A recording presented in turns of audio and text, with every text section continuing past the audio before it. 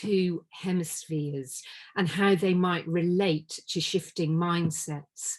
So again, I'm just going to keep this quite simple, and you might know this yourselves, that the left hemisphere tends to be focused on logic, linear thinking, short-term results.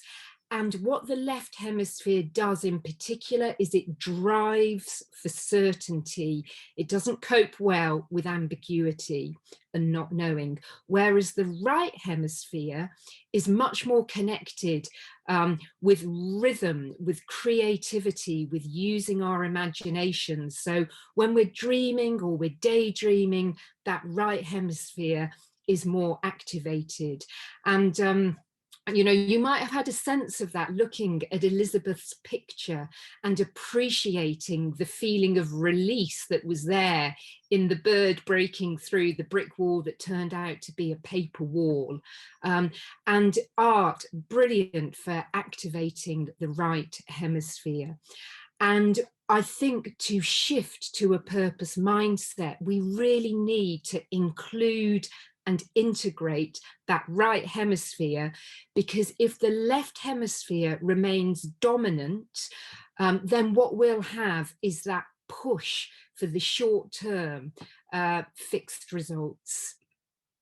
And so some of you might be familiar with the work of Ian McGilchrist, a contemporary psychiatrist who's written quite a lot about the risks and the potential damage in our culture when the left hemisphere becomes too dominant. And he's acknowledging in this quote here that it's the right hemisphere that sits much more comfortably with possibility, change and flow. It's that part of us that's able to incorporate new information, whereas the left hemisphere tends to get quite fixed on the certainties, and as he's put in this quote here, can stick stubbornly to what it knows at all cost, even when faced with evidence to the contrary. So our right hemisphere is powerful, and in the corporate world, it really helps to find ways to bring more of that energy in. And so I just want to say that I think, you know, in terms of, in our VUCA world, this volatile, uncertain, complex, ambiguous world that we're in, I think that's now true more than ever, that I think the drivers of competitive advantage in the workplace are about being purpose and values led, about being uncomfortable with not knowing, with change, uncertainty, and from a leadership perspective, finding ways to lead not through command and control or power over. I think that's the old style, that's the old school way of leading. I think the new paradigm in leading with purpose is through influence, change and flow. And so I'm just going to end the slides with this quote from the Canadian philosopher Marshall McLuhan, who's saying here, our age of anxiety is in great part the result of trying to do today's job with yesterday's tool and yesterday's mindset, which of course begs the question, what are some updated tools and updated mindsets? So I've spoken already to the purpose mindset, and now what we're going to come to are some tools that we could use to help shift that mindset.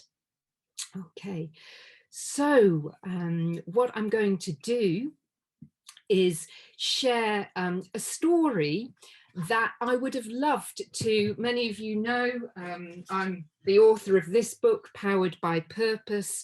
A business book is typically about 65,000 words, and my editor allowed me to have 68,000 words, but I had to cut quite a lot of material out. And if I was allowed a greater word count, I would have included the couple of stories that are going to come up. Because we are meaning-making creatures. And I think that there's a great tradition amongst our ancestors of sharing stories and unpacking stories and seeing what the lessons are for life, for leadership, for change, and how we live our lives. So the first story I'm going to share with you is called The Mexican Fisherman Story. I came across it years ago in a book by Dana Sahar and Ian Marshall. That book is called Spiritual Intelligence, The Ultimate Intelligence. It was published in 2001. And this story had such an impact on me that a few years later, when I went to Mexico, I actually bought this. I don't know if you can see this. This is my friendly Mexican that I keep close by. So sat on my desk at the moment as a reminder of the message of this story as I interpret it. So let me just share with you this story. It's going to take me about 3 minutes to read it to you. So sit back in your chair, relax, feel free to take your eyes away from the screen, and I really hope you enjoy this story. And you'll have the chance to discuss it in a breakout room very shortly. So, the Mexican Fisherman Story. An American businessman was standing at the pier of a small coastal Mexican village when a small boat with just one fisherman docked. Inside the small boat were several large yellowfin tuna. The American complimented the Mexican on the quality of his fish. "Well, how long did it take you to catch them?" the American asked. "Only a little while," the Mexican replied. "Well, why don't you stay out longer and catch more fish?" the American then asked. "Well, I have enough to support my family's immediate needs," the Mexican said. "But," the American then asked, "what do you do with the rest of your time?" The Mexican fisherman said, "I sleep late, fish a little, play with my children, take a siesta with my wife, Maria, stroll into the village each evening where I sip wine and play guitar with my amigos. I have a full and busy life, senor." The American scoffed. "I'm a Harvard MBA and could help you. You should spend more time fishing and with the proceeds buy a bigger boat. And with the proceeds from the bigger boat, you could buy several boats. Eventually, you would have a fleet of fishing boats. Instead of selling your catch to a middleman, you would sell directly to the consumers, eventually opening your own can factory. You would control the project, processing and distribution. You would need to leave this small coasting fishing village, move to Mexico City, then LA, eventually New York City, where you will run your expanding enterprise." The Mexican fisherman asked, "But senor, how long will all this take?" To which the American replied, "Oh, about 15 to 20 years. "But what then, senor?" The American laughed and said, "Well, that's the best part. When the time is right, you would announce an IPO, sell your company to the public, you sell your company's stock to the public and become very rich. You would make millions." "Millions, senor? And what then?" The American said slowly, "Well, then you would retire, move to a small coasting fishing village where you would sleep late, fish a little, play with your kids, take a siesta with your wife, stroll to the village in the evenings where you could sip wine and play your guitar with your amigos." So that is our story of the Mexican fisherman. We've got a couple of questions for you to reflect on in the breakout room together. I'm going to invite you to just for now overlook the cultural stereotyping in that story and just dig into the deeper meaning. So a couple of questions for you, and you'll be in a small group I think Chris is going to help with this. So 2 questions. What's your inner businessman driving you to do that might not be so helpful in the longer term? And what wisdom does your inner Mexican have to say to you right now?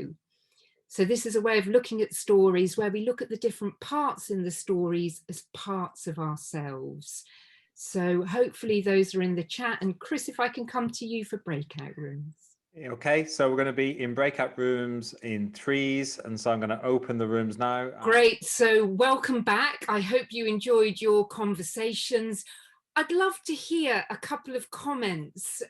If you're willing to raise your hand, mute yourselves. I can't see everybody on my single screen. But is there somebody willing just to share a reflection or something that stays with you from those conversations? Cara, I can see your hand, so let's hear from you, Cara. Thanks, Sarah. Yeah, so I was on in a breakout with Ellie Yates, and it was just wonderful to meet her. So Ellie, I'll be in touch. It was great to meet you. And I was relaying to her how just yesterday I was on a long walk with an old friend of mine, and we were talking about exactly this. We didn't use these questions of what's your inner businessman, but in essence, it was the exact same conversation. And this wrangling between these 2 competing parts of oneself. And so we were just talking about how this, in a sense, storytelling connects us into a broader system of questions that are being asked, that a system that we're part of individually, but sometimes don't realize we're part of until a bigger question gets asked. And then you pitch up at something the next day and find the exact same question is being asked.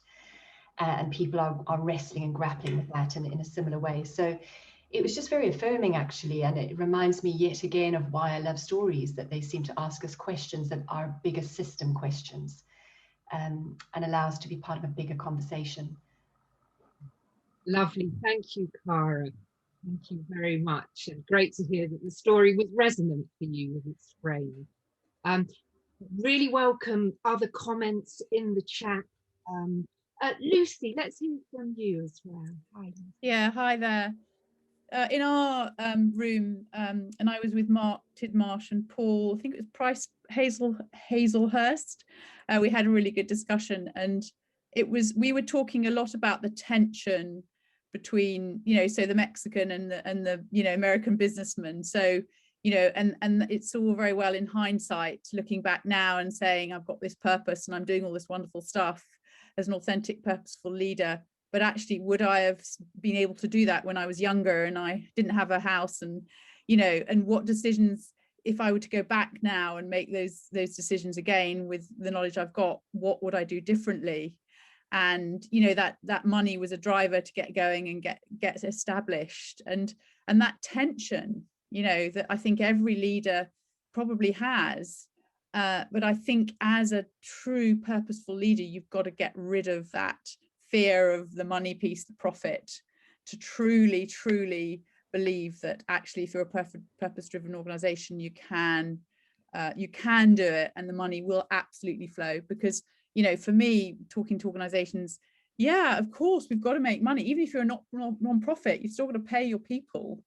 And if you're looking at the well-being, if you can't even pay your people, then so I think it's that continuous tension. The Mexican needed to be able to put food on his table, but he wasn't greedy. The American was greedy. He wasn't going to need it. The Mexican already had what he wanted. He didn't need to have this empire. So that was the key theme in our conversation. Great, thank you for sharing. And we're going to just in a moment go to the organizational level, because the next story is about that rather than on the personal level. But I love what you're sharing about how our relationship with purpose could change over the course of our lifespan and our working life as well. And where do we and what's the place of money in all of this? I'm reminded of my dear dad, that when I was growing up, my dad is a very devout Catholic, and if I used to say, that money was the root of all evil, he would say, no, it's the love of money that is the root of all evil, because money is a neutral energy. Anyway, I'm going to move us on, and but the role of money is big in all of this, as you rightly said, Lucy. So thank you. So I'm going to share another story with you. Again, it's going to take me 3 minutes or so, and then you'll have another opportunity to discuss this one in a breakout room. This story is called The Lifeboat Station, and I've not been able to find out who wrote it. As far as I know, the source is anonymous. If any of you know where this story comes from, I'd love to know. You could let me know after the session. So here we go, The Lifeboat Station. On a dangerous seacoast where shipwrecks often occur, there was once a crude little lifeboat station. The building was no more than a hut, and there was only one boat. But the few devoted members kept a constant watch over the sea. With no thought for themselves, they went out day and night, tirelessly searching for the lost. Some of those who were saved, and various others in the surrounding areas wanting to be associated with the station and give their time and money and effort to support the work. New boats were bought and new crews were trained. The little lifeboat station grew. Some of these new members of the lifeboat station were unhappy that the building was so crude and poorly equipped. They felt that a more comfortable place should be provided as the first refuge for those who were saved from the sea. They replaced the emergency cots with beds and put better furniture in the enlarged building. Now the lifeboat station became a popular gathering place for its members, and they decorated it beautifully and furnished it exquisitely because they used it as a sort of club. Fewer members were now interested in going to sea, out to sea on life-saving missions, so they hired lifeboat crews to do this work. The life-saving motif still prevailed in this club's decoration, and there was a memorial lifeboat in the room where the club initiations were held. About this time, a large ship was wrecked off the coast, and the hired crews brought in boatloads of cold, wet, half-drowned people. They were dirty and sick, and some of them were foreigners. The beautiful new club was in chaos. Immediately, the property committee hired someone to rig up a shower house outside the club where the victims of the shipwrecks could be cleaned up before coming inside. At the next meeting, there was a split in the club membership. Most of the members wanted to stop the club's life-saving activities because they felt they were unpleasant and a hindrance to the normal social life of the club. A small number of members insisted upon life-saving as their primary purpose and pointed out that they were still called a life-saving station. The small group's members were voted down and told that if they wanted to save lives, they could begin their own lifeboat station down the coast. And they did. As the years went by, however, the new station experienced the same changes that had occurred in the old station. It evolved into a club, and yet another life-saving station was founded. History continued to repeat itself, and if you visit that seacoast today, you will find a number of exclusive clubs along that shore. Shipwrecks are frequent in those waters, but most of the passengers drown. So that is our story, rather sobering story of the lifeboat station. And we've got a couple of questions for you related to this to take into your breakout rooms. So, and again, these will go in the chat. The first question is, where have you seen a crude little lifeboat station with a compelling purpose turn into an exclusive club? And what were the signs, or what would be the signs that would tell you that this was starting to happen? And the second question is, how might you intervene so that the lifeboat station stayed true to its original purpose? How might you intervene? So hopefully those questions are in the chat for you. Thank you, Alberto. And Chris, if you could work your magic. Okay, I shall open the rooms. So I hope you enjoyed the second story and your reflections on that. I'm sorry not to have time to hear from you. I have been following what's in the chat. Welcome to continue the conversation on LinkedIn. We've got a group there. Would love to hear your comments. We will share the slides and the two stories, and maybe you'll use them in conversations that you have. So thank you very much for your time and engagement. Over to you, Chris. Okay, and so our next session is going to be in 3 weeks' time. Normally we do the sessions every 2 weeks, but with Easter, and we're going to have John Rosling, who's been with us in several sessions. And actually, John's got a really interesting business, and they have a measure for measuring purpose in companies. So he's going to come and talk to us about how to measure purpose in businesses. He's developed this in conjunction with Cambridge University and Plymouth University. So really looking forward to that. And just also to say, one of the things we love about this group is it's international. And so just to call out some of our international members of the community today. So Kelly in Missouri in the US has got up, I think, at 5 in the morning or even earlier to join us. So thank you, Kelly. Michelle in Puerto Rico. We have Saranja in India, Joe in Melbourne. So we have 5 continents represented on today's call, and we had a debate. We know that Mark is in Gran Canaria, which is actually Spain and Europe, but just off the coast of Africa. So we don't want to cause any trouble, any political problems, but today we'd like to say that Mark is in Africa, so we have 6 continents. So it's great to have such an international crowd. Thank you for joining us. Thank you for connecting with one another. We love creating the conversations and the space for people to connect. And we hope to see you again for future sessions. So thank you from me. Thank you very much, guys. And a big round of applause to Sarah for wonderful storytelling.